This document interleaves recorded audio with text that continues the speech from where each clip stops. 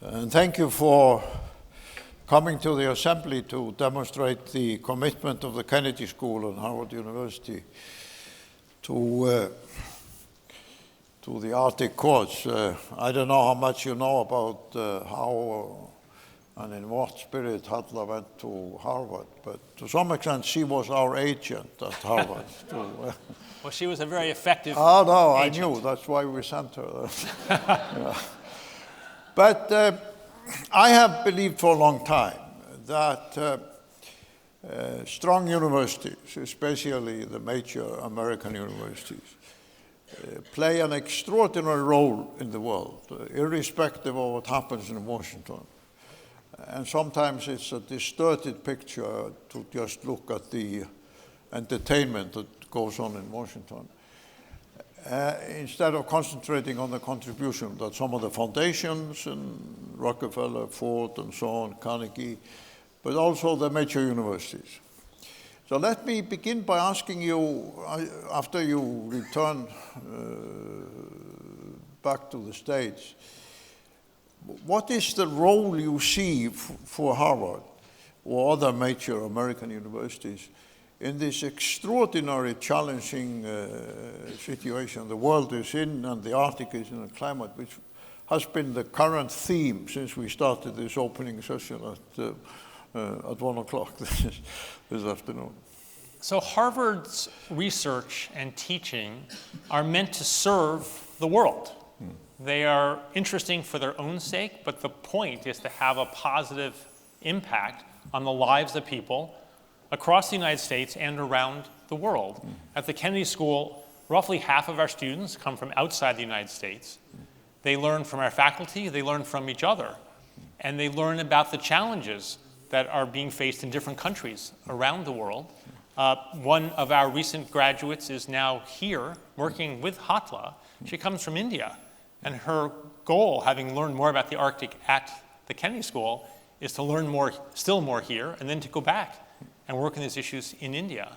And so I think that we have a responsibility to do the research that tackles the biggest challenges in the world, including climate change and the changes in the Arctic, and then to push that research out into the world in ways it can be made use of, to send students out into the world, but to always be learning from people who are facing these challenges on the ground, wherever they live and whatever they're trying to do.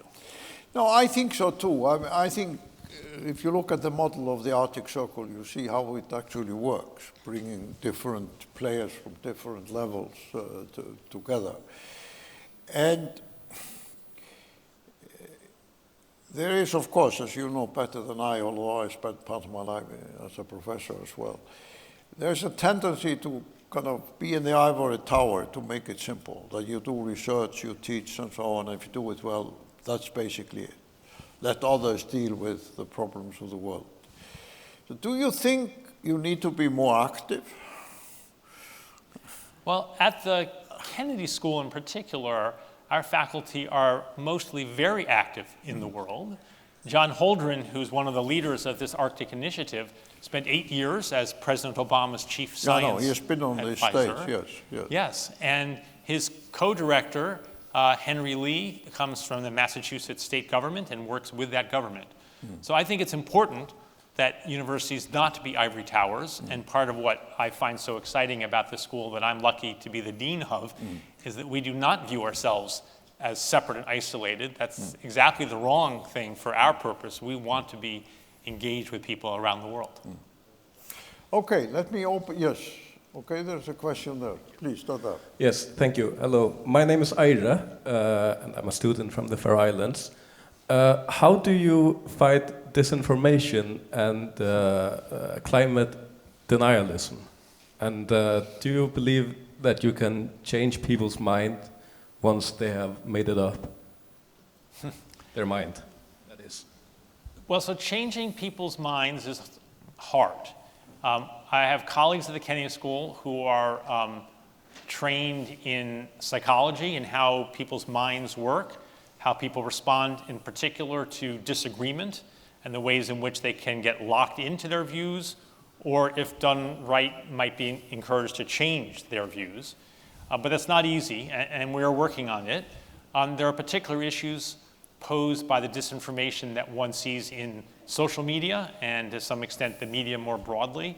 I have colleagues who are working on those issues as well, and working on them together with the colleagues who think about how people's minds work. So that there's a study of what's coming out of certain media organizations and individuals, combined with a study of how this is going into people's minds and how it might be affected.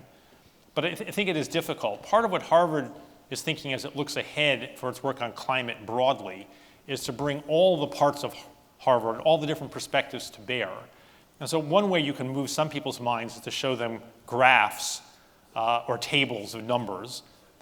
I'm an economist by training, so that kind of works for me. But many other people are moved in different ways, through art, through drama, through plays, through music, through poetry, through visualizations. And I think we as a society need to use all of those approaches to bring these issues home to people. And Harvard is trying to be part of that across this set of ways of thinking about the world. We've already run out of time, but I will take one question there. And be quick, and hopefully a quick answer. Yes. Sorry.